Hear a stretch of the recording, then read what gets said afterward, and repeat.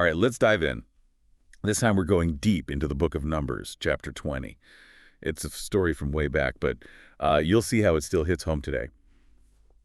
We're hanging out with the Israelites, led by, of course, Moses and Aaron, during a pretty rough patch in their desert travels. It really is amazing how this chapter shows those universal struggles, leadership, faith, and just plain frustration. Even though the Israelites lived ages ago, their experiences, well, they feel so relatable. For sure. So, okay, imagine this. Hmm. The Israelites in the desert of Zin, and they are thirsty.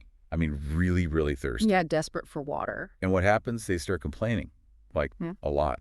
They question Moses and Aaron, their leadership, wondering why they were even brought out of Egypt if this is what it's like. I think we've all had those moments, right? Like, why me? Or that, are we there yet?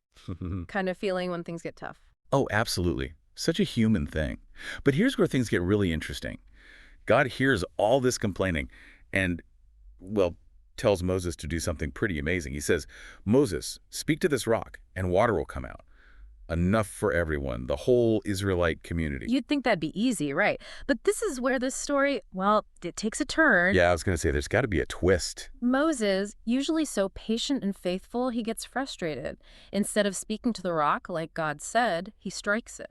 And not just once, twice. Whoa, that's a big reaction. Why do you think Moses, this chosen leader, acted that way? I think it's important to remember even the best leaders, they're human. Moses is carrying the weight of all these people, their expectations, the constant pressure to provide. He's been doing this a long time. Hmm. And this moment at the rock, it shows that even the most faithful they can crack under pressure. Almost like a warning, reminding us that leadership isn't all strength and authority, but also about handling your own feelings and staying true to your values, even when stressed. Exactly. And the consequences of what Moses did, they underline that point. Water does flow, so the people's immediate needs are met. But God, well, he's not happy. And what's interesting is it wasn't just about getting the water. It was about how Moses, as leader, was representing God to the people. Yeah. By hitting the rock in anger, he showed like a distorted view of God's power and mercy. Right. It makes you think, is the how sometimes as important as the what when you're leading, especially if you represent something bigger than yourself? God tells Moses and Aaron, you didn't trust me enough, didn't follow my instructions exactly, and the consequence, they won't enter the promised land. That's a heavy consequence. Yeah. So they did provide for the people, but are punished for their lack of faith and, well, not representing God the way they should have. Makes you wonder, can our human reactions sometimes overshadow good intentions? It really does make you think about how much our actions matter, especially when we're leading or representing something bigger. This story is packed with lessons, and we've only just started. There's more to uncover in Numbers 20, so let's keep going with this ancient wisdom. It's interesting how these ideas of consequences and transitions kind of run through Numbers 20. We see it with Moses at the rock, and it pops up again with the deaths of two big figures, Miriam and Aaron. Right, both deaths are a big deal, especially Aaron's, him being the high priest. Yeah. It's a turning point, not just personal for Moses, but for the whole Israelite community. Absolutely. Their deaths, especially Aaron's up on Mount Hor, like God said, well, it kind of symbolizes passing the torch, to the next generation. Aaron's son, Eleazar, he gets his dad's priestly clothes, showing leadership continuing, but also things are changing. I'm struck by that, the clothes being passed down. It's like Yeah. a physical thing showing legacy moving forward, but also that transitions, they just happen. No one stays in charge forever. And that brings us to another tough spot for the Israelites in this chapter. They got to go through Edom to reach the promised land, but Edom's like, nope, not happening. Even threaten to attack if they try to force it. You'd think after all they've been through, they'd be ready to fight, for their right to pass. But they don't. They turn away, find a different route.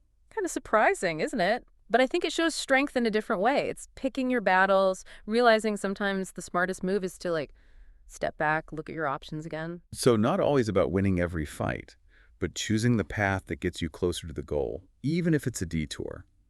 Kind of ties back to leadership, right?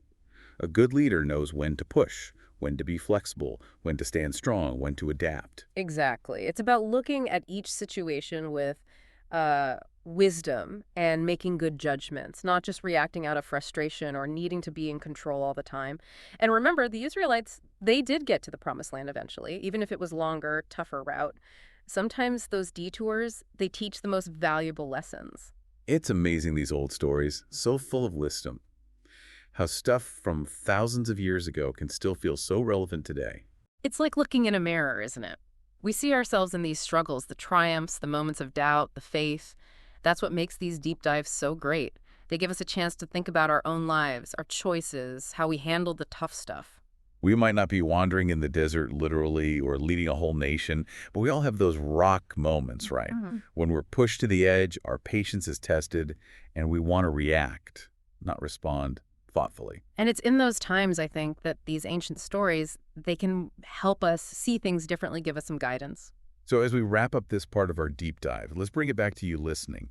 Mm. What really stuck with you in this story from Numbers 20? Was it Moses' struggle, the frustration, the consequences, that passing the torch idea, or maybe the Israelites deciding to turn away from Edom, choosing a different way instead of a fight that could cost a lot? It's been quite a journey with the Israelites, huh, in this deep dive into Numbers 20, Mm. from their desperate thirst to uh, Moses losing it at that rock, from leadership struggles to, well, choosing your battles wisely. Yeah, and those times have changed, Miriam and Aaron passing away, and that symbolism of leadership going to the next generation. It really makes you think change just happens and how we deal with it that shapes our whole journey. We've talked about how these old stories, even though they're from thousands of years ago, they still show us something about like human nature, those challenges that never change, leadership, faith, and being resilient. What's really interesting to me is even if we're not leading countries or wandering in an actual desert, we all face our own metaphorical rock moments. Those times when, I don't know, we're pushed so far, tempted to just react without thinking, or maybe we question if we're even on the right path at all. And it's in those times, I think, these ancient stories can give us a new way of seeing things, some guidance. So as we wrap up this deep dive, let's bring it back to you listening.